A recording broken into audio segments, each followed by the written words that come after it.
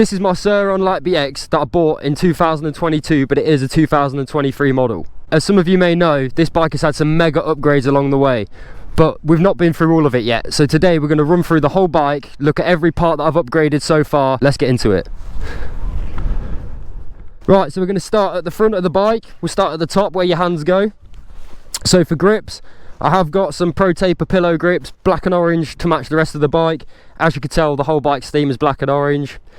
Then we've got the JXR brake levers and brake tank caps on the brakes, make them feel a hell of a load nicer. Definitely makes the bike look a lot cooler. Not a pricey upgrade either. Then we've got the Deity bars with the 3-inch rise on the front, so they come up nice and high, makes it easier for wheelies. Just a nicer, comfortable position to ride when you're 6 foot like I am. Then coming down, we've got a UPAN bike stem. It's just a cheap one I bought off Amazon because I had to buy one that fit the bars. That will be upgraded again in the future, but that's what we got for now. Then on top, instead of a star nut, we have got the Warp 9 stem lock. So that comes through, down the headset, down the forks, and that clamps all the headset together, keeping it nice and tight. Way better than a star nut. It stops all that flex in the headset. Then moving back down, we've got an upgraded bar light, just a cheap one off Amazon again. Keeps breaking, I need to get another one, but we move. It's a lot better than the stock light, it's a lot brighter. Then for the faceplate, we've got a e-bikes part shop customized faceplate. It's got Matt Francis official on the front for obviously my YouTube channel, Instagram, TikTok. Then we've got 666 as the number. As some of you already think it's something to do with the devil, it's not to do with the devil, it's just to do with a song. It's got 666 in it. 666 is the number of the beast, and the bike is a beast, that's why it's 666.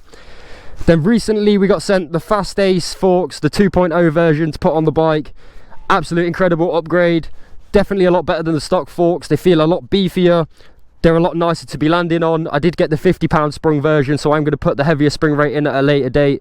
That will make them feel a bit firmer, and they're absolutely spot on for the light bead. Absolutely perfect forks. Then coming down, we've still got the standard wheels, but I did change the tyres. These are Dunlop MX33 tyres.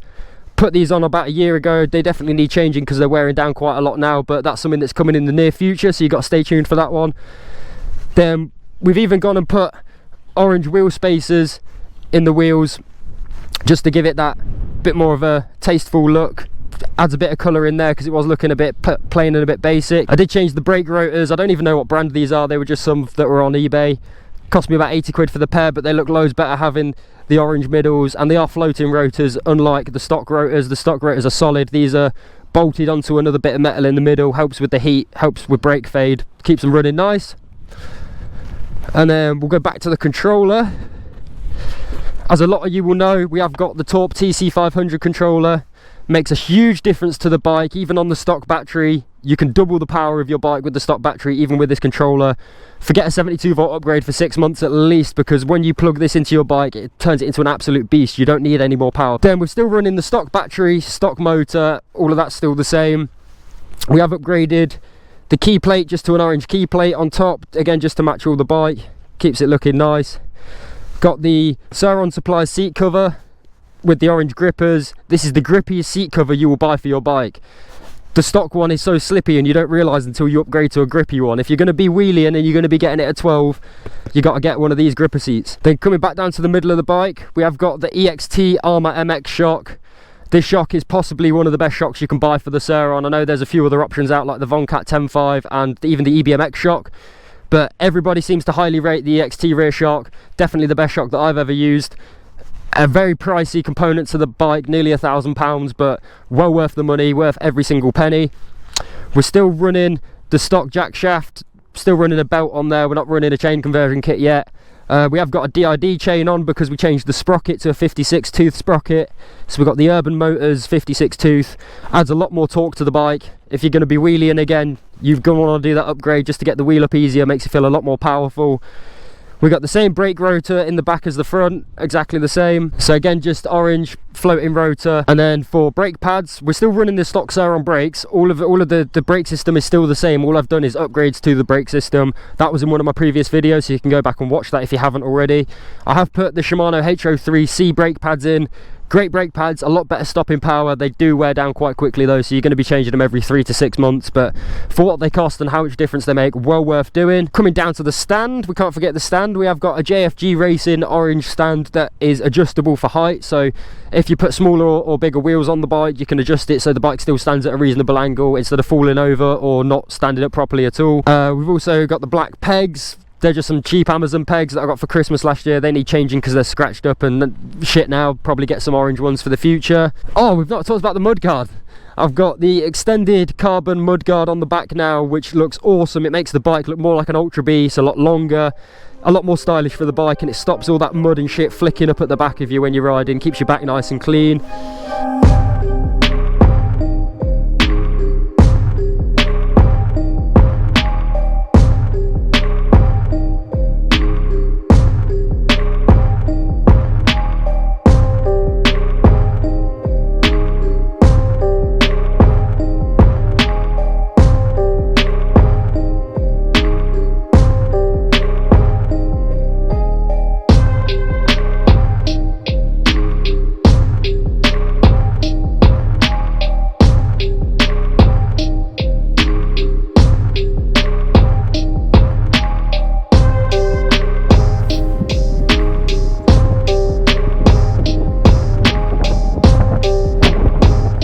So that pretty much sums up everything that I've done to my Surron so far. Like I say, there is more mods coming in the future. We're definitely not done with this bike yet. There's still more things to do. I want to say a big thank you to Torp Motors, Fast Ace and eBikes Part Shop for being sponsors of the channel, sending some parts to review and sending some parts to try out. It's always a massive help to have people like that supporting the channel and helping you out, so big thank you to them. With all that said and done, I'm going to conclude that video here. So I'm Matt Francis. Follow me on Instagram, TikTok, subscribe to the YouTube channel. If you've liked this video, hit that like button. I'm signing out. Peace.